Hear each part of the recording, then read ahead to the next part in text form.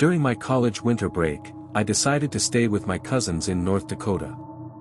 Their town was small, the kind of place where time moved slowly, blanketed in thick snow and quiet solitude.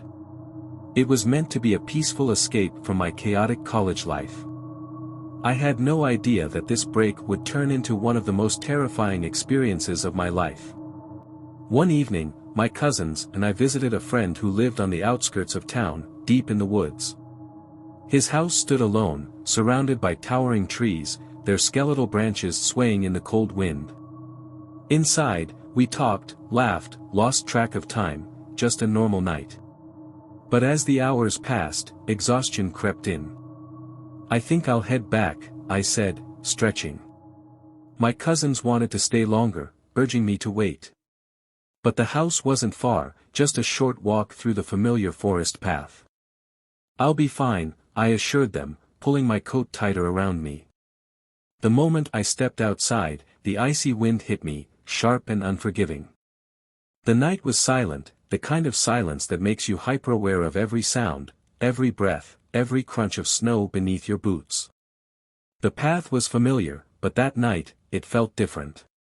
The deeper I walked, the heavier the air became. The trees, which once felt like old companions, now loomed like silent watchers, their dark limbs clawing at the sky. Then, I saw him. A figure. Standing motionless in the middle of the path ahead. My breath caught in my throat. He wore a long, dark coat, his face obscured by a ski mask.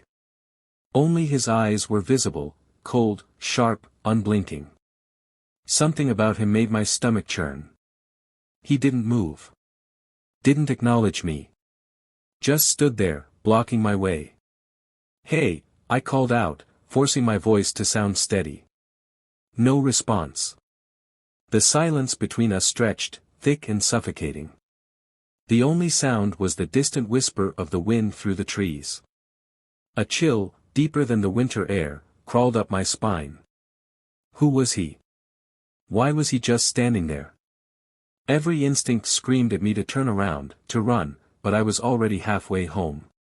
Swallowing my fear, I quickened my pace, walking past him without making eye contact. Then, I heard it. Footsteps. Heavy. Deliberate. Matching mine. I sped up. So did he. My heart pounded. I didn't dare look back. The sound of crunching snow grew louder, closer. He was following me. Panic took over. I ran. The freezing air burned my lungs, my legs pushed forward through the thick snow.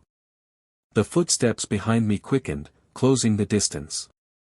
I didn't think, I just ran, my only focus on the distant glow of my cousin's house. Almost there. Almost.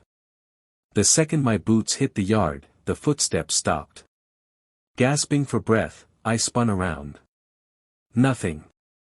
The forest was empty. The trees stood still, casting long shadows over untouched snow. No footprints. No sign of anyone. My hands trembled as I banged on the door. My cousin opened it, his face creased with confusion. "What happened?" he asked. "Someone was following me," I choked out. My own voice sounded foreign, thin with panic. They rushed outside, scanning the woods. But there was no one there. No footprints besides my own.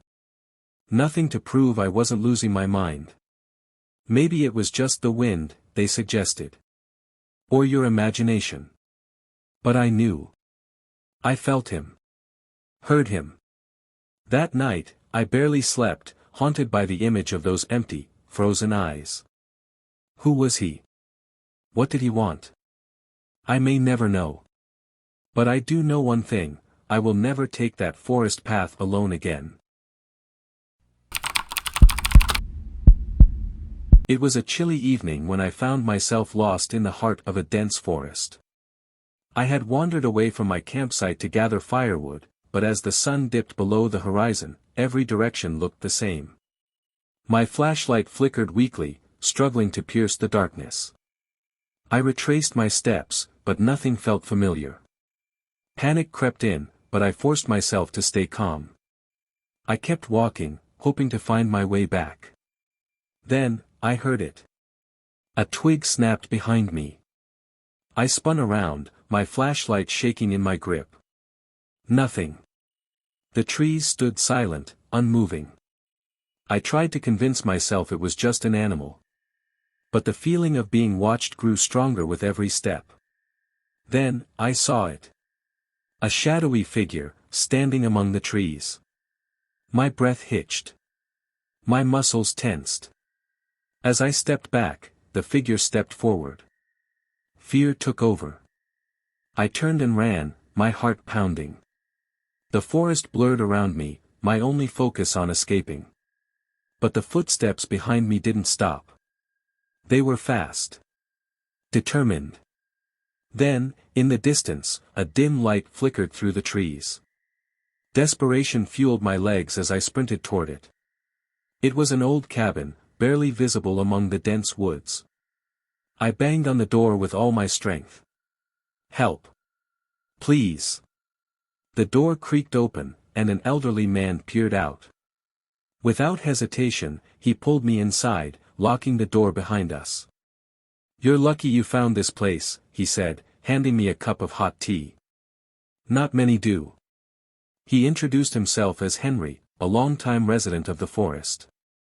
As I told him what had happened, he listened carefully, his expression serious. "There are things in these woods you don't want to meet in the dark," he warned. That night, I fell asleep by the fire, the warmth finally easing my fear. By morning, Henry guided me back to my campsite. The forest seemed less menacing in the daylight, but I stuck close to him, trusting his experience. When we arrived, relief washed over me. "Thank you," I said, my voice filled with gratitude. "Just be careful next time," he advised. "This forest has its secrets." As he disappeared into the trees, I realized how lucky I had been. I had found help just in time. But the memory of that shadowy figure still lingers.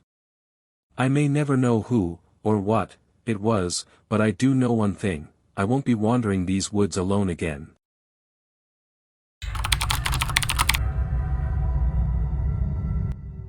Camping alone in the wilderness had always been my escape. The chaos of city life, the never-ending noise, the constant demands, I left it all behind the moment my SUV disappeared into the depths of the forest. Last weekend was supposed to be no different. I found the perfect spot, tucked deep between towering trees, where the air was crisp and untouched by pollution. The only sounds were the whispering wind and the occasional rustle of unseen creatures. It was perfect. Peaceful. At least, at first. As night fell, I sat by my fire, the flickering flames casting long shadows across the clearing. The stillness of the woods was comforting, like a thick blanket of solitude.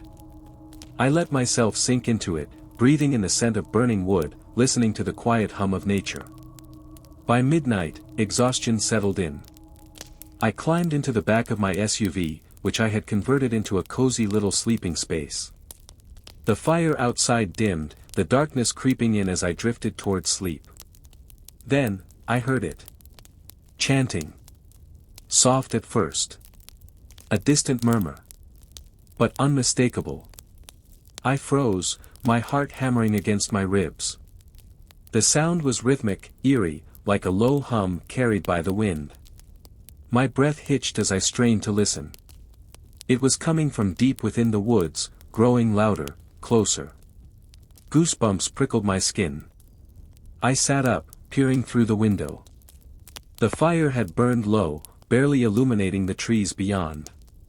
The shadows shifted, stretching like skeletal fingers. But I saw nothing. Still, the chanting continued. A low, droning rhythm, words I couldn't understand. The hair on my arms stood on end. My mind raced. Who would be out here, in the middle of nowhere, chanting in the dead of night? Then. Silence. As if someone had flipped a switch. The air grew heavy, the kind of silence that presses against your ears, thick and unnatural. I held my breath, waiting. Listening. Minutes passed. Nothing. I exhaled shakily, forcing myself to lie back down. Maybe it was my imagination. Maybe I was just tired. I closed my eyes. Then. Knock. Knock. Knock. A loud, deliberate knock against my window. My body locked up. The air left my lungs in a strangled gasp. Slowly, so painfully slowly, I turned my head toward the sound. A face stared back at me. Wild eyes. Unblinking. Bloodshot. A disheveled mess of hair and dirt-smeared skin.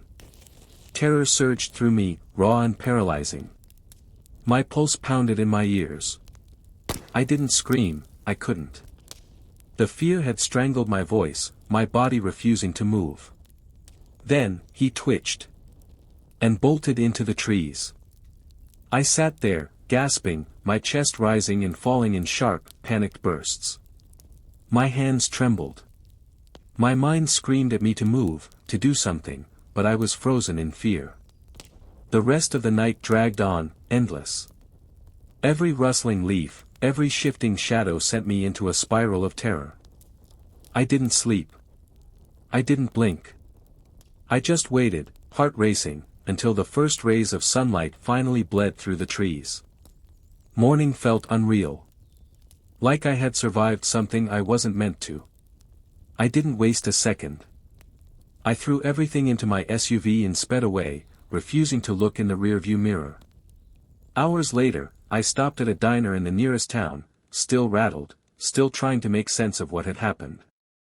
I told the waitress my story, half expecting her to laugh it off. But she didn't. Her expression darkened. "You're not the first," she said, voice low. "People have seen strange things in those woods, heard things." I felt a chill creep over me. I left that diner with more questions than answers. Who was that man? What was the chanting? I may never know. But I do know one thing, I will never camp alone in those woods again.